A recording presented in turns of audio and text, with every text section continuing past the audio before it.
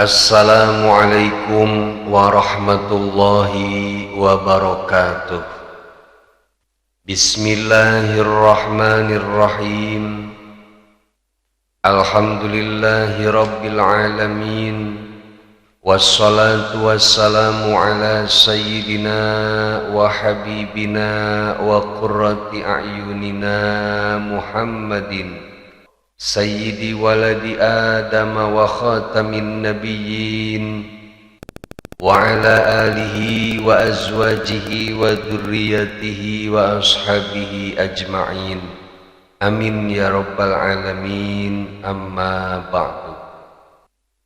Dalam buku fikih tradisionalis disebutkan bahwa di Indonesia pada khususnya dan di wilayah Asia Tenggara pada umumnya, dalam bidang fikih umat Islam mengikuti madhab Imam Syafi'i radhiyallahu anhu. Dalam hal ibadah ataupun muamalah, madhab Syafi'iyah selalu menjadi pedoman sehari-hari. Kemudian kita sebagai pengikut madhab Imam Syafi'i tentu bertanya-tanya, siapakah sebenarnya Imam Syafi'i radhiyallahu anhu itu? Dan siapakah para tokoh-tokoh Islam yang termasuk pada golongan Syafi'iyah ini? Dan kemudian timbul juga pertanyaan, apakah Imam Bukhari yang dikenal sebagai ulama yang ahli di bidang hadis juga termasuk salah satu pengikut dari madhab Imam Syafi'i radhiyallahu anhu ini? Nama lengkap Imam Syafi'i radhiyallahu anhu adalah Muhammad bin Idris Asy-Syafi'i. Beliau lahir pada tahun 150 Hijriah bertepatan dengan tahun wafatnya Imam Abu Hanifah rahimahullahu ta'ala. Dan Imam Syafi'i radhiyallahu anhu ini wafat di Mesir pada tahun 204 Hijriah. Imam Syafi'i radhiyallahu anhu adalah seorang mujtahid mutlak mustaqil. Selain ahli dalam bidang fikih, beliau juga mahir dalam ilmu hadis dan akidah. Tentang keagungan dan keistimewaan Imam Syafi'i radhiyallahu anhu, Dr. Wahbah Az-Zuhaili beliau mengatakan dalam kitabnya Al-Fiqhul Islami wa Adillatuh, juz yang ke-1 halaman ke-36, kana mujtahidan mustaqillan mutlaqan imaman fil fiqhi wal hadisi jama'a fiqhal hijaziyin wal iraqiyin. Qala fihi Ahmad kana afqahan nasi fi kitabillahi wa sunnatihi wa rasulih ila an qala ittafaqal ulama'u min ahlil fiqhi wal usuli wal hadisi wal lughati wan nahwi wa ghairi dzalik ala amanatihi wa adalatihi wa zuhdihi wa wara'ihi wa taqwahu wa judihi wa husni siratihi wa uluwi qadrihi. Imam Syafi'i radhiyallahu anhu adalah seorang mujtahid mustaqil mutlak, imam dalam bidang fikih dan hadis. Beliaulah yang mampu menggabungkan fikih ulama Hijaz dan ulama Irak, yang termasuk wilayah Hijaz sekarang yaitu wilayah Makkah dan Madinah. Imam Ahmad rahimahullahu ta'ala juga berkomentar tentang keistimewaan Imam Syafi'i radhiyallahu anhu. Beliau mengatakan bahwa Imam Syafi'i radhiyallahu anhu adalah orang yang paling mengerti tentang kitabullah dan sunnah Rasulullah sallallahu alaihi wasallam. Sampai perkataan beliau, semua ulama ahli fikih, ulama ahli usul, ulama ahli hadis, ulama ahli bahasa, serta ulama yang lain telah sepakat bahwa Imam Syafi'i radhiyallahu anhu adalah seorang yang amanah, adil, zuhud, wara, bertakwa, pemurah, dan reputasinya baik serta mempunyai kedudukan yang mulia. Masya Allah, inilah segudang keistimewaan yang diberikan oleh Allah Subhanahu wa Ta'ala kepada Imam Syafi'i rahimahullahu ta'ala.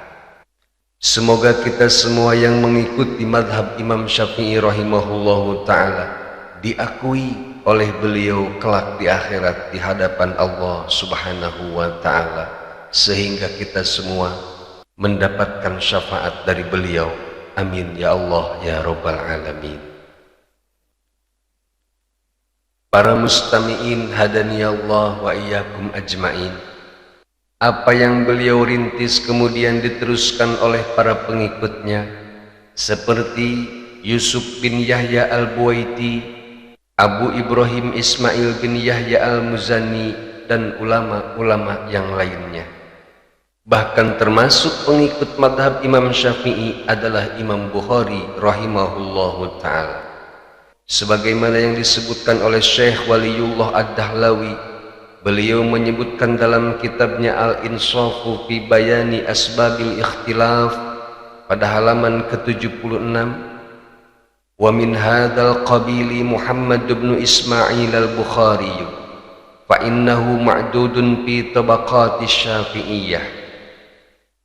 Termasuk kelompok ini, yaitu pengikut madhab Imam Syafi'i rahimahullahu ta'ala, adalah Muhammad bin Ismail al-Bukhari rahimahullahu ta'ala, karena sesungguhnya beliau salah satu kelompok pengikut madhab Imam Syafi'i rahimahullahu ta'ala. Wa mimman dzakarahu fi tabaqati Syafi'iyyati Syekh Tajuddin As-Subki, dan salah satu ulama yang mengatakan bahwa Imam Bukhari termasuk pengikut Imam Syafi'i adalah Syekh Tajuddin As-Subki rahimahullahu ta'ala. Wa qala innahu tafaqqaha bil Humaydi wal Humaydi tafaqqaha bis Syafi'i.